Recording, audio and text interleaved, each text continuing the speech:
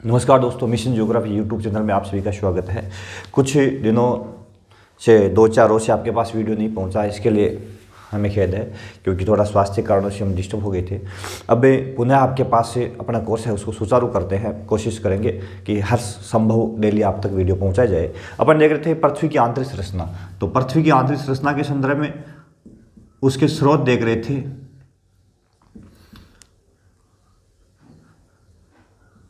स्रोत कौन कौन से थे जिसके कारण अपने को पता लगता है, जिसके कि पृथ्वी अंदर से इस प्रकार की है, तो उन स्रोतों के बारे में अपन ने देखा है। प्रत्यक्ष और अप्रत्यक्ष स्रोत, ठीक है, जिसमें अपन ने ज्वालामुखी से जो लावा निकलता है, अंतर्वेदन 2 प्रकार के स्रोत थे, वो प्रत्यक्ष थे। अप्रत्यक्ष में जैसे भूकंप है, ताप दाब, गुरुत्व बल है, चुंबकीय बल है, इनमें होने वाला परिवर्तन है, उल्कापिंड है, ये अप्रत्यक्ष में शामिल किए गए थे। भूकंप के बारे में अपन देख रहे थे। भूकंप जो है वो पृथ्वी की आंतरिक संरचना को जानने के स्रोत है। इसकी अपन ने तरंगें देखी थी, 2 प्रकार की, धरातलीय तरंग और भूगर्भिक तरंग। भूगर्भिक तरंग 2 प्रकार की होती है, एक का नाम है प्राइमरी प्राथमिक पी और दूसरी का सेकेंडरी एस। और धरातलीय तरंग का एक ही प्रकार है, एल तरंग जिसको बोलते हैं, जो सबसे खतरनाक और विनाशकारी होती है। अब अपन देखेंगे भूकंप जो है उसके अंदर है, उसका मापन कैसे किया जाता है, ठीक है। और यदि उसके प्रकार देखें, सबसे पहले भूकंप के प्रकार, तो कई प्रकार के भूकंप आते हैं। एक प्रकार जो है उसको बोलते हैं विवर्तनिक भूकंप।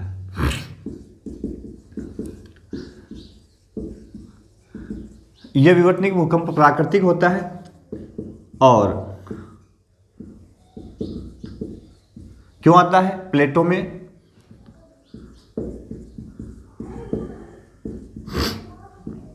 विवर्तन के कारण आता है, प्लेटों में विवर्तन के कारण आता है, ठीक है। एक होता है बांध जनित भूकंप, जैसे आपने लातूर,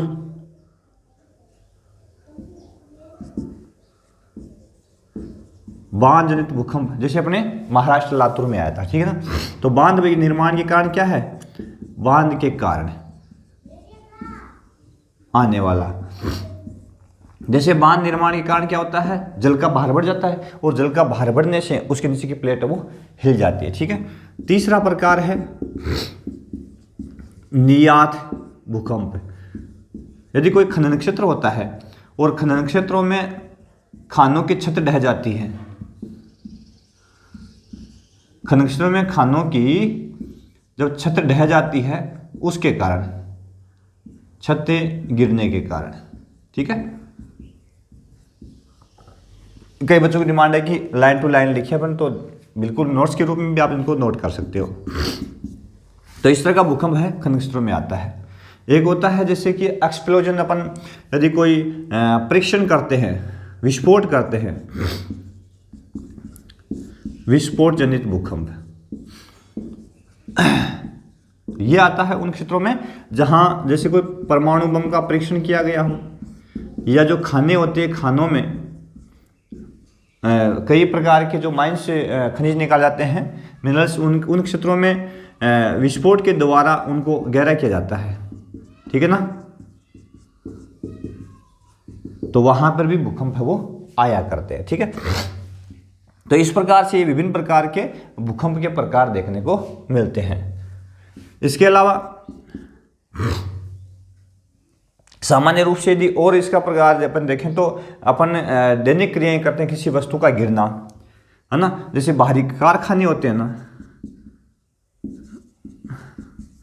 कारखानों, जब ट्रेनें गुजरती है तो अपने को कंपन फील होता है ट्रेनों के कारण। तो ये एक छोटा कारण है जिसके कारण, जैसे कारखानों में बड़े लट्ठे हैं या बड़े पत्थर नीचे गिरते हैं तो कंपन पैदा होता है, ट्रेनें गुजरती है तो एक कंपन अपने को फील होता है, तो वो एक प्रकार का भूकंप ही है, ठीक है ना। तो ये जो कारण है, ये भूकंप के प्रकार देखने को मिलते हैं। अब देखते हैं भूकंप का मापन। भाई भूकंप का मापन की बात अपन करें तो भूकंप का मापने के लिए जो यंत्र है उसका नाम है सिस्मोग्राफ। सिस्मोग्राफ के द्वारा भूकंप को मापा जाता है। ठीक है, सिस्मोग्राफ के द्वारा भूकंप को मापा जाता है। इसमें जो होता है उसकी रिक्टर स्केल जो होती है वो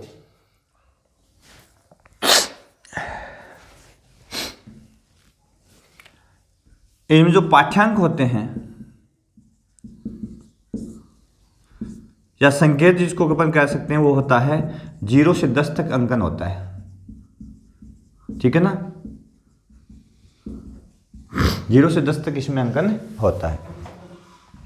एक होता है आघात की तीव्रता, आघात की तीव्रता, तो आघात की तीव्रता को मापा जाता है रिक्टर स्केल पर। अपन बोलते हैं रिक्टर स्केल, ये जर्मन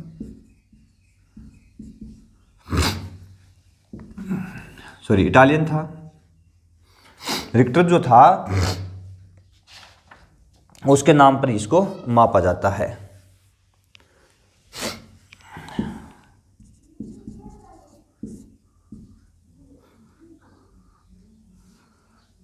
ठीक है ना, तो ये आघात की तीव्रता बताता है। इसके अंदर अपन है संख्या जो पाठ्यांक लेते हैं 1 से 12 तक, 1 से 12 तक के इसमें पाठ्यांक आते हैं, संकेत आते हैं, इसके आधार पर इसके आघात की तीव्रता मापी जाती है। ठीक है ना, तो इसमें यदि अपन देखें तो अपन बोलते हैं ना कि भूकंप की तीव्रता कितनी आई थी, तो हर एक अंक के बाद में, जैसे एक रिक्टर स्केल का भूकंप आया है, ठीक है, तो उसके आधार पर यदि 2 का आएगा तो इसकी जो तीव्रता है 2 की डबल हो जाएगी, 2 की तीव्रता 1 से डबल हो जाएगी। हर एक अंक के आगे अपन जाएंगे ना तो उसकी तीव्रता डबल होती चली जाएगी। अगला है इसके प्रभाव क्या पड़ते हैं, भूकंप के प्रभाव क्या है, क्योंकि ये प्राकृतिक आपदा में भी है और इसको जानने के स्रोत के रूप में भी है। तो प्रभाव क्या है, अब प्रभाव के अंदर अपन देखें तो इससे जान माल का नुकसान होता है, यानी जो सांस्कृतिक भूदृश्य नष्ट हो जाता है।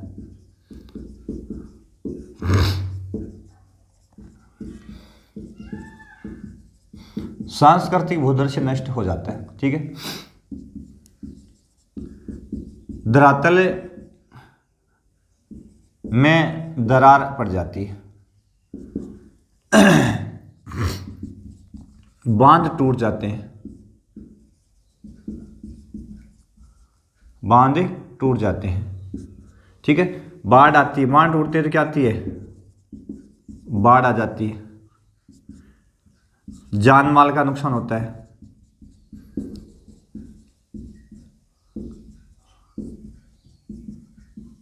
ठीक है, इसके अलावा जैसे अपनति और अभिनति बन जाती है, कहीं धरातल ऊपर उठ जाता है और कहीं नीचे धंस जाता है।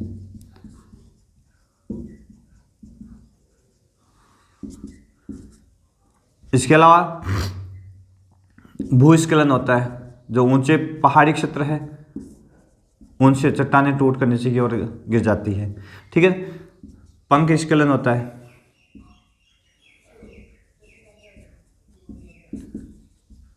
तो कई तरह के प्रभाव इसमें देखने को मिलते हैं। और लोगों की आवास, सड़कें टूट जाती है, पुल टूट जाती है, सड़क,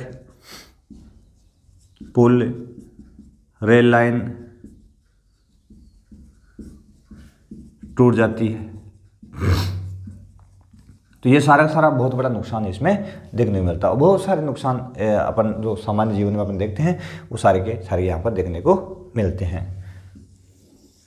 तो ये इसके प्रमुख रूप से देखें अपन तो भूकंप के प्रभाव देखने को मिलते हैं। एक जो महत्वपूर्ण प्रभाव उसका नाम है सुनामी।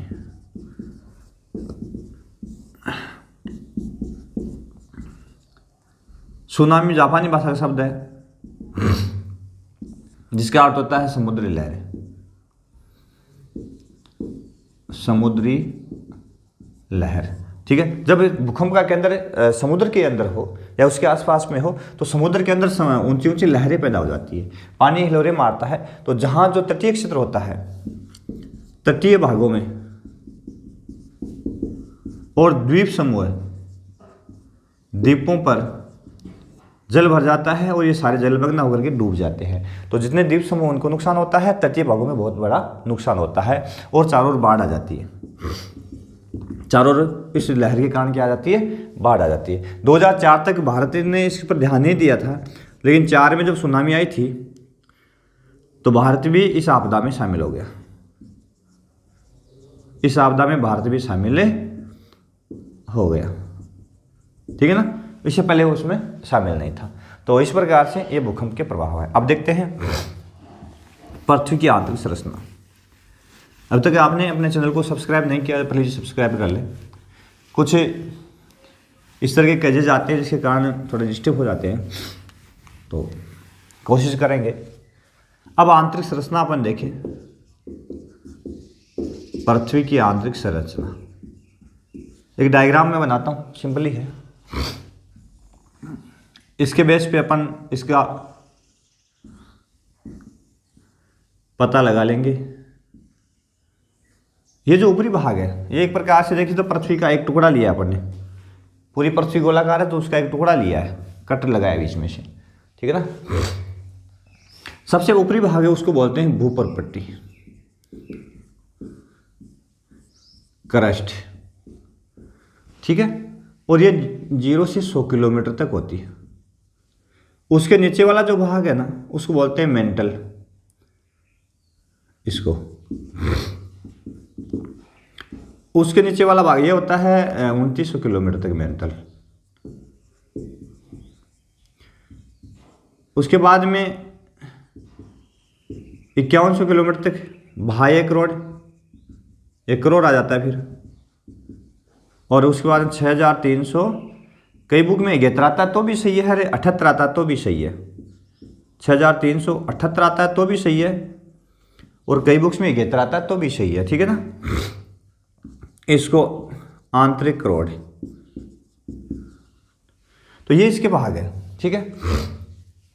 अब ये केंद्र में पहुंच गए अपन पृथ्वी के, तो हमारा केंद्र कितना 6300 लगभग 78 किलोमीटर के आसपास में कहीं गेतर, क्योंकि ध्रुवों की ओर से पृथ्वी संकरी है और भूमध्य रेखीय प्रदेश से काफ़ी उभरी हुई है। अब इसमें सबसे पहला ऊपरी भाग देखें ना अपन, जैसे क्रस्ट या भूपर्पट्टी। भूपर्पट्टी या क्रस्ट जो है यह ऊपरी भाग है, पृथ्वी का सबसे ऊपरी भाग है, ठीक है। यह महाद्वीपों के नीचे, महाद्वीपों के नीचे लगभग कितना 70 किलोमीटर मोटा होता है क्रस्ट का, और महासागरों के नीचे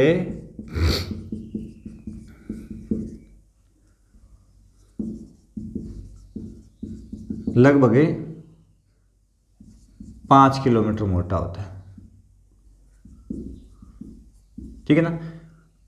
इसके अलावा जो पर्वत है ना, पर्वत वहां तक 100 तक ये पहुंच जाता है। हालांकि जैसे महाद्वीप उनके नीचे 30 किलोमीटर तक ही बताया गया है कई बुक्स में, एनसीईआरटी इसको 30 मानती है, ठीक है ना। और जो महासागर उनके लिए 5 किलोमीटर मोटी परत पाई जाती है। लेकिन जो पर्वतीय भाग होते हैं, पहाड़ी क्षेत्र, पहाड़ी भाग, यहाँ इसकी मोटाई लगभग 70 किलोमीटर से भी ज़्यादा होती है, 70 किलोमीटर से भी अधिक मोटा होता है, ठीक है ना। ये पृथ्वी का ऊपरी भाग होता है जिसको भूपर्पट्टी या क्रस्टी बोलते हैं। मुख्य रूप से यह इसका घनत्व कम होता है, भूपर्पट्टी घनत्व कम होता है, कितना लगभग 2.9 से 3 के आसपास में, ठीक है। तो ये ग्राम प्रति घन मीटर, तो 3 के आसपास में होता है ये, 2.9 से लेकर के 3 या 2.7 से 3 आता है कहीं पे, तो ये 3 तक होता है, ठीक है ना। इसका घनत्व कम पाया जाता है क्योंकि यहाँ पर सघनता कम होती है, चट्टानों में बाहर कम होता है। प्रमुख रूप से यहाँ सिलिका पाई जाती है, इस भाग में मुख्य रूप से क्या पाई जाती है, सिलिका पाई जाती है, और ग्रेनाइट प्रधान चट्टानें होती है,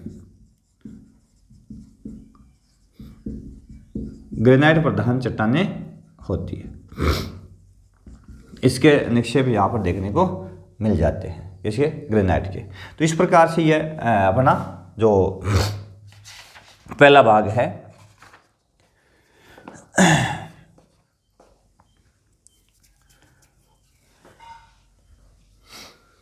दूसरा जो भाग है इसका, अब यहाँ लाइन टू लाइन आप लिखो तो जरूर लिखे, मेंटल, इसको प्रावार भी बोलते हैं, प्रावार, ठीक है।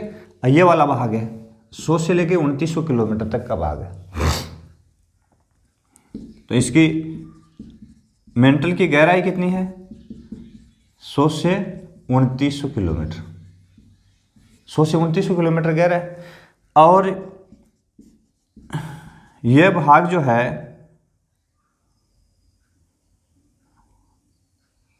कुछ तरलावस्था में है, कुछ तरलावस्था में है। कैसे? यानी इसका जो मेंटल का ऊपरी भाग है ना, मेंटल का ऊपरी भाग, ये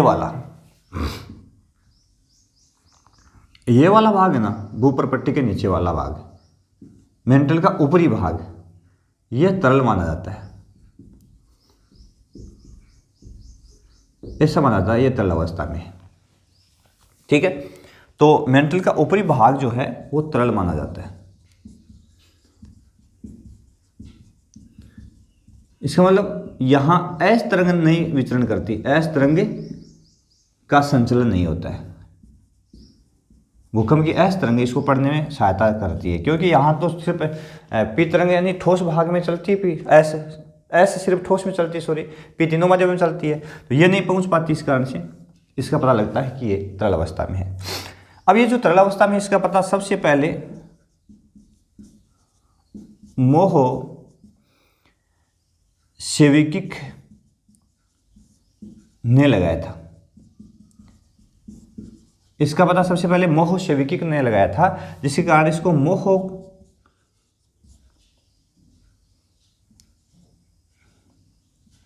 असांतत्य क्षेत्र बोलते हैं, मोह असांतत्य क्षेत्र बोलते हैं। दूसरा नाम इसका है दुर्बलता मंडल, इसको दुर्बलता मंडल भी कहा जाता है। इसको क्या बोलते हैं? दुर्बलता मंडल भी कहा जाता है। तो ये अपना जो है ये मेंटल, ठीक है। और मेंटल का ऊपरी भाग जो है ना वो, और भूप्रपट्टी, ये प्रश्न पूछा भी गया था, उसको स्थल मंडल बोलते हैं।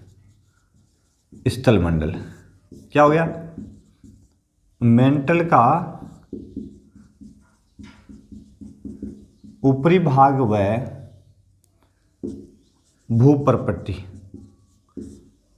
को मिलाकर क्या बोलते हैं? स्थल मंडल। यानी स्थल मंडल क्या हो गया? यह मेंटल का ऊपरी भाग और यह भूप्रपट्टी, दोनों को मिलाए तो स्थल मंडल कहलाता है, ठीक है ना। और इस तरलता मंडल को कई नाम बताए मैंने, मोह असांतत्य, दुर्बलता मंडल, और इसको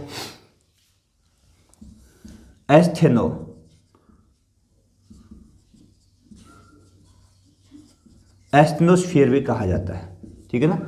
एस्थेनोस्फीयर्स भी कहा जाता है, एस्थेनोस्फीयर्स के नाम से भी इसको पुकारते हैं। एस्थेनो का होता है दुर्बल। तो यह है इसके मेंटल की बात अपन कर रहे हैं, ठीक है। इसका जो घनत्व है मेंटल का,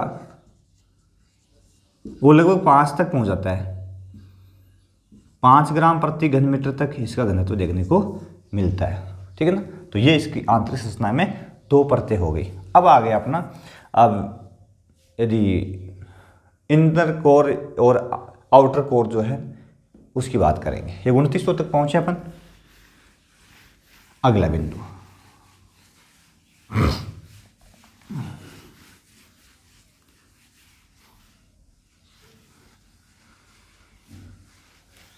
दो परतें। अब क्रोड, तीसरी परत। क्रोड को 2 भागों में, कोर, इसको 2 भागों में बांटा गया है। कितने भागों में? 2 भागों में बांटा गया। एक का नाम है बाह्य करोड़ और एक का नाम है आंतरिक करोड़। जो बाह्य करोड़ है वो लगभग 2900 से लेकर के 5100 किलोमीटर तक है, मोटी है, ठीक है। और ये परत जो है वो 5100 किलोमीटर से, कहीं 5150 भी आता है, सविंदर सिंह इसको 5150 बताता है, से 6373 किलोमीटर, 78 आता तो कोई बात नहीं तक मोटी परत है, ठीक है। तो ये आंतरिक करोड़, बाह्य करोड़। यहां अपन देखें आंतरिक करोड़ और बाह्य करोड़ दोनों जहां मिलते हैं, यहां भी एक मोह असांतत्य है, यानी 5100 किलोमीटर के आसपास में गुटेनबर्ग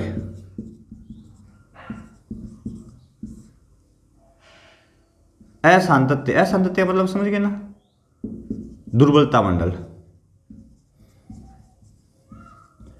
यहां पर भी असांतत्य है गुटेनबर्ग। इसका पता भी वो अस तरंगों के नहीं पहुंचने के कारण गहराई के आधार पर, अनुमान के आधार पर लगाया गया है, कोई पहुंचा तो है नहीं। और किसने लगाया? गुटेनबर्ग ने इसका पता सबसे पहले लगाया था, जिसके कारण इसको नाम क्या दे दिया? गुटेनबर्ग असांतत्य क्षेत्र। यहां पाया जाता है ये गुटेनबर्ग, ठीक है। ये जो आंतरिक भाग है ना, ये करोड़ जो है वो मुख्य रूप से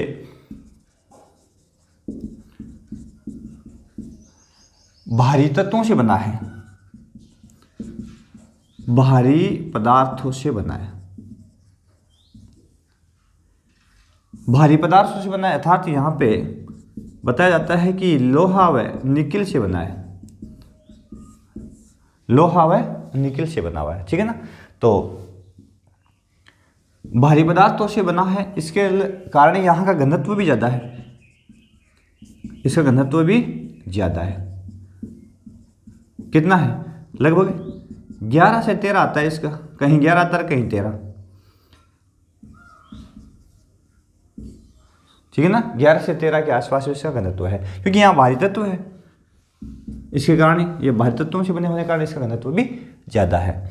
अब यहाँ तक अपन पहुँचे नहीं है, तो यहाँ से 2900 लेकर के और ये करोड़ है, इसमें बीच में असांतत्य है, दुर्बलता मंडल है, गुटेनबर्ग दुर्बलता मंडल इसको कहा जाता है। तो पृथ्वी की जो केंद्र की परिदृश्य लेकर के केंद्र तक यदि त्रिज्या देखें अपन तो 6373 किलोमीटर है। कहीं 78 आता है तो भी सस्पेंस नहीं करना, वो भी सही है, क्योंकि एक और से पृथ्वी पर 12,000, पृथ्वी का व्यास जो भूमध्य रेखीय प्रदेश है उधर से तो है 12,756 किलोमीटर, और जो ध्रुवीय व्यास है उस साइड से है इसका 12,714 किलोमीटर, ठीक है। तो ये 3 इसकी परतें हो गई, ठीक है ना। अब देखेंगे अपने स्वेस के अनुसार, स्वेस के अनुसार समय की शॉर्ट है थोड़ा सा इसमें, तो अपन अगले वीडियो में बात करेंगे स्वेस के अनुसार पृथ्वी की आंतरिक संरचना के बारे में, कि स्वेस ने पृथ्वी आंतरिक संरचना को किन किन भागों में बांटा है सियाल सीमा नेफे के रूप में, और किस प्रकार से उसकी जानकारी दी है। फिर अगले टॉपिक पे चलेंगे, तब तक के लिए आप देखते रहिए हमारा मिशन ज्योग्राफी यूट्यूब चैनल। हमारे चैनल को सब्सक्राइब करें, शेयर करें, अधिक से अधिक लोगों तक पहुँचाएँ, ताकि लाभ अपने चैनल का जो है प्रत्येक बच्चे तक पहुँच सके। बहुत बहुत धन्यवाद।